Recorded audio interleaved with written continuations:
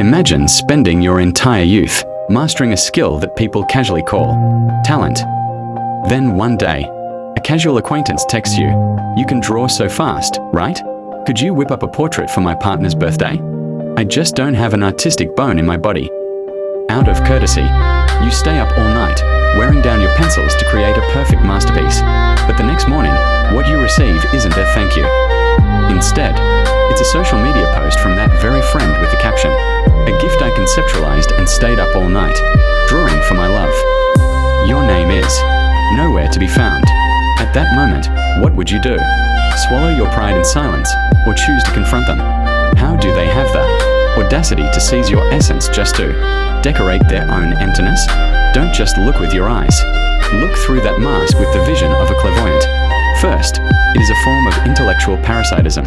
In their narrow minds, the skills you've spent thousands of hours perfecting, under the midnight oil are not a treasure, but a natural resource, a free utility they have the right to exploit.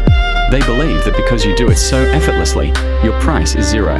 In reality, they aren't just borrowing your hands. They are silently draining the lifeblood of your existence to water their own wilting tree of vanity. Second, this is a calculated and cruel manipulation of concepts. When they write the words conceptualized by me, that is the moment sincerity is auctioned off for pennies.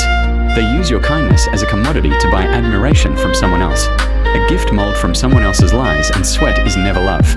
It is a moral debt they are willing to default on right to your face without a shred of shame. Most terrifyingly, they view your courtesy as prey.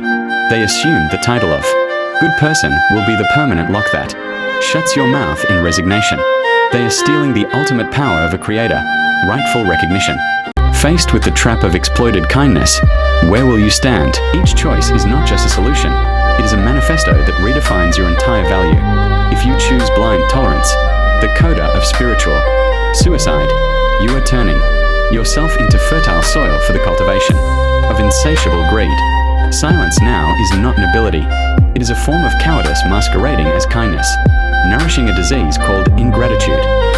If you choose direct confrontation, the surgery of naked truth, you will immediately find yourself cast as the villain in their play. They will pull out the weapon called friendship to counterattack. Why are you being so petty? Why overreact to such a small thing? This is the costliest lesson. The wrongdoer is often an expert at playing the victim to hide their own meanness. But if you choose powerful invisibility or the silent purge, you don't text, don't comment, and leave no trace of unnecessary interaction. Instead, post your unfinished sketches, the vivid, sacred evidence of your hard work, on your own page. You don't need to call names, but the whole world will understand the truth without a single word of explanation. This is how you reclaim your intellectual property with dignity. You stand as a true creator, leaving them to suffocate in the cage of their own fear.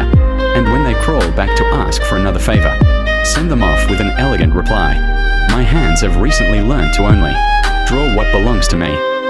This rejection is colder and more brutal than any insult, as it officially cuts off the supply of free vanity they crave from you. In the game of kindness, if you don't price your own intellect, others will default it to zero. Help only has meaning when given to those who appreciate it, not to those who see you as a tool to polish themselves. So, if it were you, in this awkward situation, would you choose to turn away in silence or deliver a sophisticated slap in the face? Don't forget, how you allow others to treat you is a mirror reflecting your own value. Leave your perspective below. We will dissect this further in the next episodes.